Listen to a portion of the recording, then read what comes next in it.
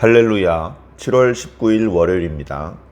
오늘은 출애굽기 말씀 마지막 부분입니다. 40장 34절부터 38절까지 말씀을 읽고 은혜 나누도록 하겠습니다. 구름이 회막에 덮이고 여호와의 영광이 성막에 충만하매 모세가 회막에 들어갈 수 없었으니 이는 구름이 회막 위에 덮이고 여호와의 영광이 성막에 충만함이었으며 구름이 성막 위에서 떠오를 때에는 이스라엘 자손이 그 모든 행진하는 길에 앞으로 나아갔고 구름이 떠오르지 않을 때에는 떠오르는 날까지 나아가지 아니하였으며 낮에는 여호와의 구름이 성막 위에 있고 밤에는 불이 그 구름 가운데에 있음을 이스라엘의 온 족속이 그 모든 행진하는 길에서 그들의 눈으로 보았더라. 아멘.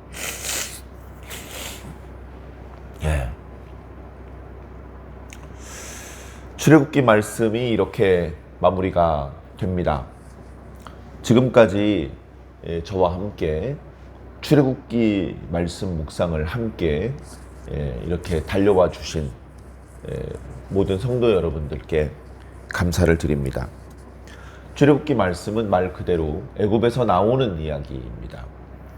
사실은 출애굽기만 독립된 분리된 이야기가 아니기 때문에 모세오경 전체 말씀 중에서 이스라엘 백성들이 이제 애굽에서 나와 시내산에서 하나님의 말씀을 듣고 언약을 체결하고 또 성막을 건축하는 그런 이야기까지가 이제 출애굽기죠. 말씀을 읽을 때 말씀 속으로 깊숙이 들어가서 그 말씀에 나타나고 있는 여러 가지 표현들, 단어, 한 글자 한 글자 깊숙이 살펴볼 필요도 있고, 그런가 하면 조금 뒤로 물러나서 이게 출애굽기 전체 말씀 중에서 어느 위치에 있는 말씀인지, 모세오경 전체 가운데 어떤 의미가 있는 말씀인지, 또 성경 전체 하나님께서 하시는 역사 전체 중에서 어떤 의미가 있는 것인지, 그렇게 다방면으로 우리는 말씀을 조명해 볼 필요가 있습니다. 어찌 보면 출애굽기 25장부터는 물론 중요하기는 합니다만 계속해서 성막의 이야기가 나오고 성막에 들어가는 기구들, 또 성막들, 그것들을 이제 어떻게 만드는지, 어떻게 연결하고 어떤 재료로 두르고 이제 그런 이야기들이 계속 나오기 때문에 조금은 재미가 없다, 이렇게 느낄 수도 있습니다. 처음에 25장의 말씀을 주실 때는 처음 나타나는 말씀이니까 그런가 보다 싶은데, 가다 보면 또 그 목록이 나오고 가다 보면 또 그 목록이 나오고, 그래서 재미있는 하나님의 말씀을 기대하셨다면 이제 25장부터는 계속 재미없는 이야기가 마치 반복되는 것처럼 그렇게 이야기가 흘러갔습니다.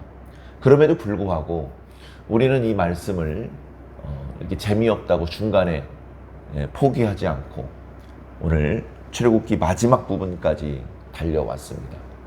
바로 오늘 읽었던 이 마지막 부분 34절부터 38절까지의 바로 이 말씀, 바로 이 결론을 어쩌면 보기 위해서 여기까지 달려온 것인지도 모릅니다. 출애굽기 말씀은 요셉이 죽고 요셉의 자손들도 죽고 이런 이야기로부터 시작을 해서 여러 가지 이 이야기가 도대체 어디로 가려고 이렇게 뒤죽박죽인가, 도대체 왜 이렇게 전개가 급하고 또 이렇게 엄청난 변화가 있나. 그런데 결국은 40장 34절부터 38절까지 바로 오늘 읽은 이 말씀의 결론을 얻기 위해서 여기까지 달려온지도 모릅니다. 우리 신앙의 요정도 비슷하죠. 우리도 신앙을 시작하자마자 천국에 들어가는 게 아닙니다. 신앙을 하자마자 예수님 얼굴이 보이는 게 아니죠. 어떻게 보면 신앙을 시작을 했는데 아직도 모르는 게 많고, 또는 제법 오랫동안 교회를 다녔는데 아직도 배워야 될 게 많고, 아직도 느껴지지 않는 것들이 많고, 그렇게 오랜 기간 동안 젊음을 바치고 여러 가지 우여곡절을 거쳐서 끝까지 남아서 계속해서 신앙을 하고 있는데도 아직도 내 신앙의 결과가 뭔지 잘 모르는 그런 성도들이 대부분입니다. 우리는 어쩌면 우리의 결과를, 우리의 최종적인 모습을 잘 모르죠. 지금도 최종적인 모습이 아직 아니기 때문에 그렇습니다. 이렇게 우리는 우리의 걸음을 걷고 있는데요. 어쩌면 우리의 걸음의 최종적인 결말, 우리가 가장 소망하고 사모해야 될 모습, 그런 모습 중에 하나가 바로 오늘 우리가 읽은 이 말씀이라고 저는 생각을 합니다. 성막을 만들었습니다. 제법 잘 만들었습니다. 오랜 기간 동안 재료를 아끼지 않고 서두르지 않고 그들이 할 수 있는 최선의 노력을 다해서 성막을 만들었습니다. 관련된 기구 조그만 거 하나라도 허투루 만들지 않았습니다. 그 하나하나가 작품이었고 그 하나하나가 매우 고가의 재료로 만들어진 것들이었습니다. 그래서 스스로 만들면서도 정말 멋있다 이거, 이렇게 느꼈을지 모릅니다. 그리고 말씀에는 나타나지 않지만 서로 야 정말 잘 만드셨습니다. 야 정말 대단하십니다. 이렇게 서로 칭찬하고 서로 박수를 쳐주고 서로 환호했을지도 모릅니다. 그럼 그게 무슨 소용입니까? 우리끼리 잘 만들었네 라고 해봤자 그게 무슨 소용입니까? 전교 학생이 1000명이나 되는 큰 학교에서 990등 밖으로 밀려난 꼴찌 그룹 학생들끼리 시험을 쳐서 서로 시험지를 보면서 야 이번엔 그래도 좀 잘 본 것 같아, 야 너 진짜 잘 본 것 같다 하면서 서로 칭찬해주고 격려해주고 박수 쳐봤자 그게 무슨 의미가 있겠습니까? 중요한 것은 선생님이 인정해줘야죠. 야 너희들 이번엔 정말 잘했다. 전교 1등을 한 건 아니지만 그래도 이번에는 정말 노력한 흔적이 보인다. 이렇게 선생님이 어느 정도 인정해 주어야 그것이 의미가 있는 것입니다. 사람들끼리 아무리 비싼 재료로 아무리 오랜 기간 동안 아무리 많은 돈을 투자를 했더라도 하나님께서 기뻐하지 않는 그런 교회라면, 그런 예배당이라면 아무 소용없습니다. 운막처럼 초가집처럼 만들었고 규모가 너무나 볼품이 없이 초라하더라도 그 자리에 하나님이 임재하시면 그걸로 끝입니다. 오늘 읽은 이 말씀이 얼마나 엄청난 말씀인지 어쩌면 우리는 죽을 때까지도 다 깨닫지 못할지도 모릅니다. 쉽게 말씀드려서 하늘에 있던 하나님의 보좌가 처음으로 땅으로 내려오는 순간입니다. 지금까지 한 번도 하나님께서 지상으로 내려오신 적이 없습니다. 내려오실 수가 없죠. 지상은 온통 죄와 더러움으로 가득하지 않습니까? 거룩하신 하나님께서 어찌 그 죄와 가까워지실 수 있겠습니까? 불가능하죠. 하도 당신의 백성들을 사랑하시고 당신의 백성들과 맺었던 언약에 성실하신 분이기 때문에 시시때때로 꿈으로 어떤 그때그때 상황에 맞추어서 또는 개별적인 그런 방법으로 땅에 있는 당신의 일꾼들을 만나주신 적은 있지만 이렇게 천상의 보좌가 통째로 이동을 해서 지상에 온 적은 없었습니다. 이렇게 이스라엘 민족 전체 그 집단을 상대로 하나님의 보좌가 가까이 와 계신 적이 없었습니다. 이 놀라운 역사가 우리들끼리 박수치며 우리들끼리 환호하기에는, 하나님의 영광을 담아내기에는 너무나도 작고 너무나도 볼품없고 초라한 그런 조그마한 천막에 임재하신 겁니다. 거기서 무슨 말씀을 하셨는지, 거기서 어떤 역사가 나타나는지는 그 다음 문제입니다. 하나님이 이렇게 계신 것만으로도 너무나 큰 겁니다. 너무나 큰 것. 우리가 9개월 동안 제대로 쉬지도 못하고, 물론 중간중간 안식일이 있었지만 그들의 마음은 쉬지 못했고, 그들은 정말로 힘에 부치도록 열심히 일을 했을 것입니다. 그런데 그들이 쏟은 노력보다 너무나 큰 것을 하나님께서 주셨습니다. 그 크기를 비교할 수가 없죠. 하나님의 임재 앞에 누가 감히 못마땅하게 생각할 수 있겠습니까? 하나님 뭐하러 오셨습니까? 하나님, 저희는 당신에게 관심이 없으니 떠나시오.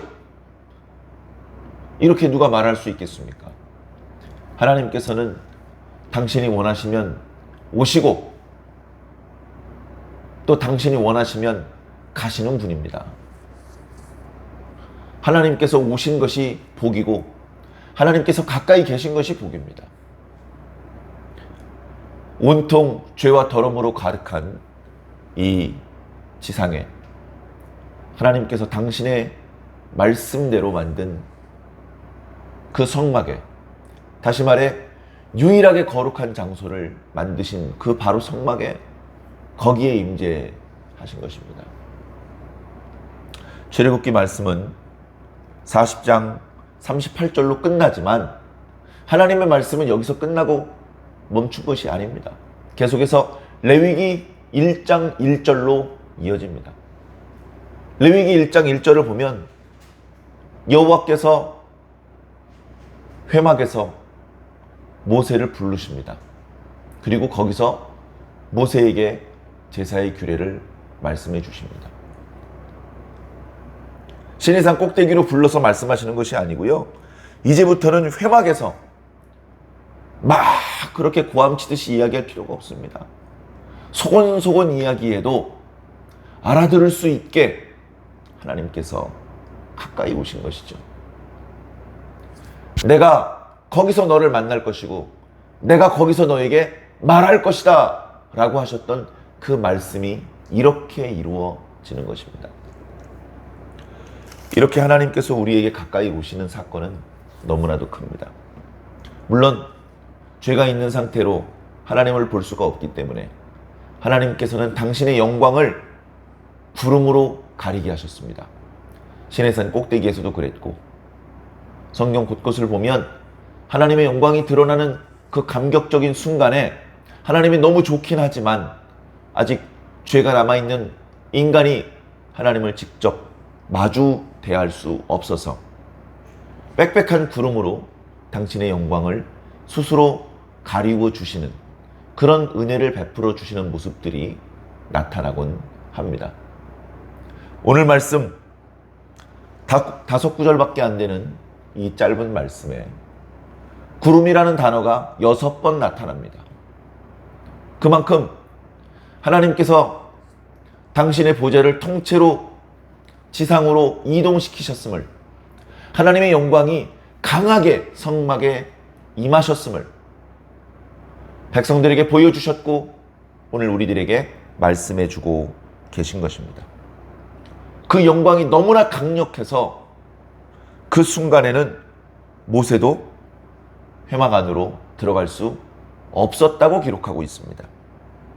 그리고 그 영광은 그때만 반짝하고 끝난 것이 아니라 이스라엘 백성들의 행진에 따라서 회막을 덮고 있던 구름이 떠오르면 백성들은 각자 자기 장막을 걷고 또 제사장들과 레위 사람들도 이 회막을 걷어서 구름 기둥이 가는 방향으로 따라서 이동을 해야 했습니다. 그리고 구름 기둥이 더 이상 진행하지 않으면 그 자리에 회막을 펼쳤고 회막을 중심으로 동서남북에 각각의 지파의 진영을 이루어 장막을 쳤던 것입니다. 하나님께서 철저하게 이스라엘 백성들의 중심에 계시고 하나님께서 진정한 왕이심을 보여주시는 것이죠. 우리는 출애굽기 앞부분을 묵상하면서 가짜 왕 애굽 왕 바로를 보았습니다. 하나님을 보지 못했더라면 어쩌면 애굽 왕 바로가 당시 가장 강한 강대국의 가장 권력이 큰 왕이었을 것입니다. 그 권력 앞에 이스라엘 백성들은 아무 힘도 써보지 못했고 말 한마디 제대로 해보지 못했어 애굽 나라의 공신으로서 대대로 호의호식하며 행복하게 살다가 한순간의 노예로 전락하는 것을 어찌하지 못했었습니다. 감히 고개를 들고 애굽 사람들을, 애굽 왕 바로를 바라보지도 못하고 시키면 시키는 대로 일을 해야 됐고 때리면 때리는 대로 매를 맞아야 했습니다. 그런 답답한 상황 속에 있었던 이스라엘 백성들에게 바로가 왕이 아니다. 내가 왕이다. 너희는 바로의 백성이 아니다. 내 백성이다. 그렇게 하나님께서는 말씀해 주셨습니다. 말씀은 너무나 감사하지만 현실적으로 달라진 것이 없기 때문에 아니 오히려 더 막중한 노역에 시달려야 했기 때문에 이스라엘 백성들은 하나님이 진정한 왕인지 뭔지 관심도 없고 그저 힘들고 고달픈 나날을 지나갈 뿐이었습니다. 그런데 이렇게 성막이 완공되고 구름이 덮이고 하나님의 영광이 충만한 것을 보니 누가 진정한 왕인지 알게 됩니다. 그저 이스라엘 수십만, 수백만 소수민족들의 지배자가 아니라 온 하늘과 땅의 왕이 오직 하나님뿐이심을 하나님께서 보여주신 것입니다. 그저 소수민족의 지도자일 뿐이 아니라 모든 사람들의 왕이시고 모든 만물의 하나님이시라는 것을 이미 애굽에 쏟아졌던 10가지 재앙, 홍해의 기적 등등을 통해서 하나님께서 보여주셨습니다. 그 능력이 계속해서 쉬지 않고 뻗어나와야 하나님을 인정할 수 있다면 우린 죽어야 됩니다. 화산에서 뿜어져 나오는 마그마가 얼마나 뜨거운지 내 손가락을 담궈봐야 알겠다. 그래, 손가락을 담궈보면 얼마나 뜨거운지 알 수 있겠죠. 그러나 그것을 깨닫는 순간 죽어야 됩니다. 하나님께서 우리가 알 수 있을 만큼 멀찍이서 보여주시면 그것을 놓치지 않고 보아 하나님을 알아야 됩니다. 오늘 우리들의 시대에도 마찬가지도 하나님께서 강렬한 빛을 뿜어주셔야 하나님께서 계신 것을 안다면 그 강렬한 빛 때문에 우주는 다 죽어야 됩니다. 하나님께서 우리가 감당할 수 있게 말씀으로 다가와 주시고 우리가 상대할 수 있고 우리가 마주 볼 수 있는 예수 그리스도의 모습으로 와 주셨기 때문에 우리가 그 말씀을 가까이서 듣고 질문을 하기도 하고 그러면서 하나님의 뜻을 더 빨리 깨달을 수 있었던 것이죠. 바울이 보았던 걸 내가 봐야 되겠다. 모세가 보았던 걸 내가 보지 않으면 믿지 않겠다. 그런 억지는 피우지 않는 것이 좋을 것입니다. 사랑하는 성도 여러분, 이제 우리가 하나님 나라 가기까지 언제 다시 출애굽기 말씀을 묵상하게 될지 알 수 없으나 이번에 이렇게 출애굽기 말씀 묵상을 통해서 큰 은혜 주신 하나님께 먼저 감사와 영광을 올립니다. 그리고 이번에 이렇게 출애굽기 말씀을 묵상하면서 깨닫게 된 수많은 지혜들, 은혜들 오래오래 잊지 않고 마음속에 새겨두며 이 말씀의 원리대로 오늘 우리들의 현실을 살아가며 오늘 우리들의 현실 속에서 우리가 하나님의 거룩한 백성으로 우리 교회가 하나님의 제사장 나라로 그렇게 발돋움할 수 있는 그런 능력이 되는 말씀이 되기를 간절히 소망합니다. 이 말씀과 함께 웃고 말씀과 함께 승리하는 저와 여러분들이 꼭 되기를 주님 이름으로 간절히 축원합니다.